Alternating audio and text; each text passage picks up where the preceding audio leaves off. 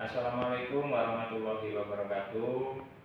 Salam sejahtera untuk kita semuanya. Saya Sigit Ariwibowo, CGP angkatan 11 kelas 337B. Di sini saya akan menyampaikan tentang koneksi antar materi modul 3.2.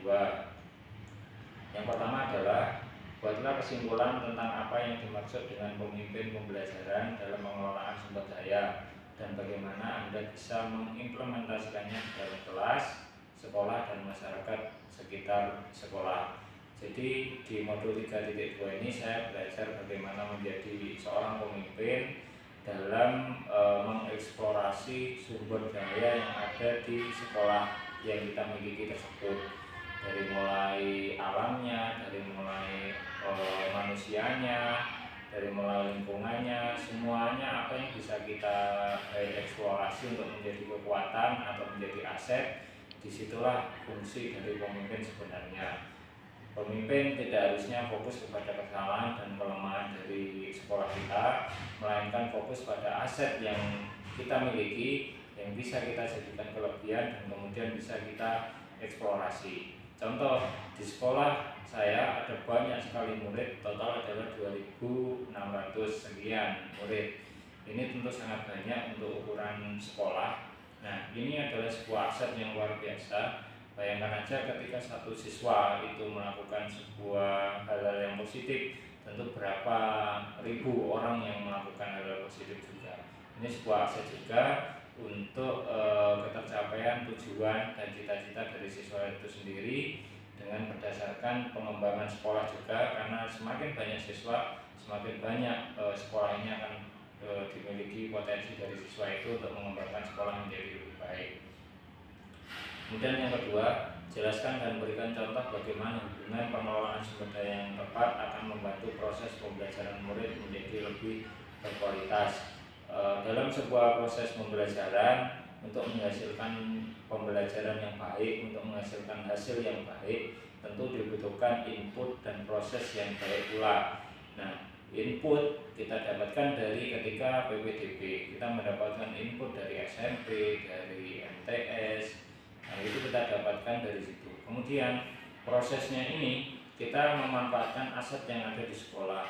Contoh, di SMK saya, SMK Negeri 10 Surabaya, pembelajaran tidak hanya fokus pada kelas, tetapi pembelajaran fokus pada teaching factory, di mana ketika di TEFA atau teaching factory itu, anak diberikan pembelajaran langsung terkonsep seperti ketika mereka bekerja atau terkonsep seperti perusahaan.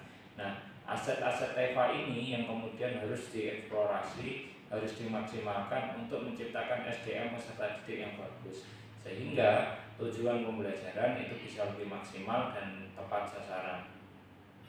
Kemudian selanjutnya, berikan beberapa contoh bagaimana materi ini juga berhubungan dengan modul lainnya yang Anda dapatkan sebelum selama mengikuti pendidikan guru penggerak. Modul 3.2 ini sudah mendekati akhir, dan dari beberapa modul yang sudah saya pelajari memang saling berkesinambungan dan berhubungan. Salah satunya adalah contoh dalam pengambilan keputusan. Ketika kita mengeksplorasi aset yang ada di sekolah, mengeksplorasi potensi dan kelebihan yang ada di sekolah, tentu kita harus berani mengambil sebuah keputusan.